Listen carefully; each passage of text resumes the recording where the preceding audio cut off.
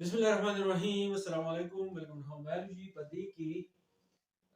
मंग यो टॉपिक को क्लास 8 साइंस से बायोयंसी कल जी तासो फोर्स एंड प्रेशर चैप्टर तराशी क्लास 8 साइंस के कम सरकारी स्कूल किताब दे बाकी बायोयंसी दा बायोयंसी ته ما خو د ام سی کیوز لپاره یاد ساتي د बायोयंसी د ټکی چې د دوه نمونه موږ نور وایو upthrust ته ویل کیږي او دا غینه علاوه buoyant force چې دا وته ویل کیږي buoyancy upthrust یا buoyant force د ته ویل کیږي بعضې سیزونه یعنی ډیر سیزونه داسې دي چې هغه کله تاسو په اوبو کې داسې کته کوي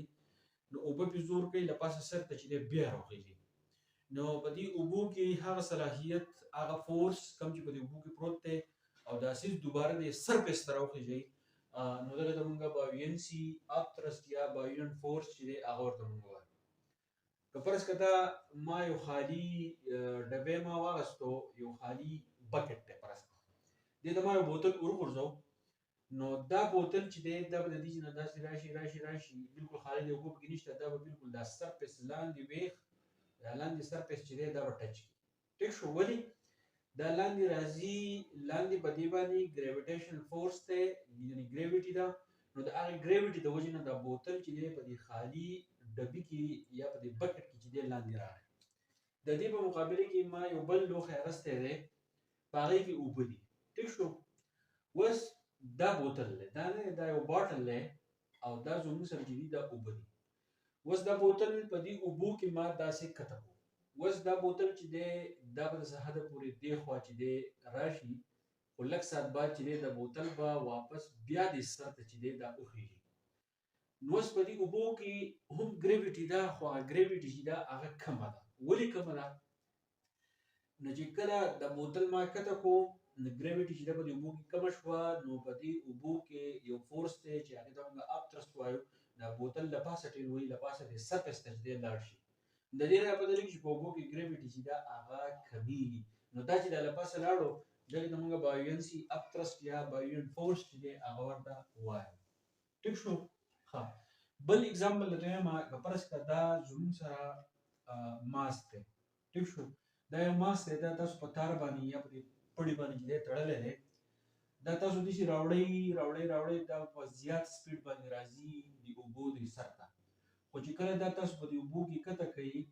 ټیک شو لکه فرض کړه تاسو داسې راکته کوئ دا وزن به تاسو ته زیات ښکاري سپیډ به هم صحیح وایي خو چې کله دا لاندې راشي دا وزن چې دی دا به موږ کم محسوس کړو کله چې د اوبو ته ورته شي دا وزن چې دی دا موږ ته کم محسوس شي ولې محسوس شي چې دا اوبه چې دي له پاسه په دې باندې upthrust فورس چې دی هغه اپلای کوي buoyancy یا buoyant force چې دی هغه په دې باندې اپلای کوي نو دا ویټ چې دی موږ ته کم ښکاري نو دغې ته موږ څه وایو upthrust buoyancy یا buoyant force چې دی هغه ورته وایو buoyancy پیدا څه ده کم شپ چې زموږ سره ډیزاین کېږي مطلب واړه جهازونه دي په سمندر کې دا زموږ سره چلیږي نو دا هم د buoyancy کم پرنسپل چې دی هغه اپلای کوي د هغې په پرنسپل باندې چې دی دا جوړوي د هغې نه علاوه زموږ سره سبمیرین شو هاټ ایر بالون تاسو به لیدلي بعضې ملکونو کې د تفریح لپاره هاټ ایر بالونې هغه الوځي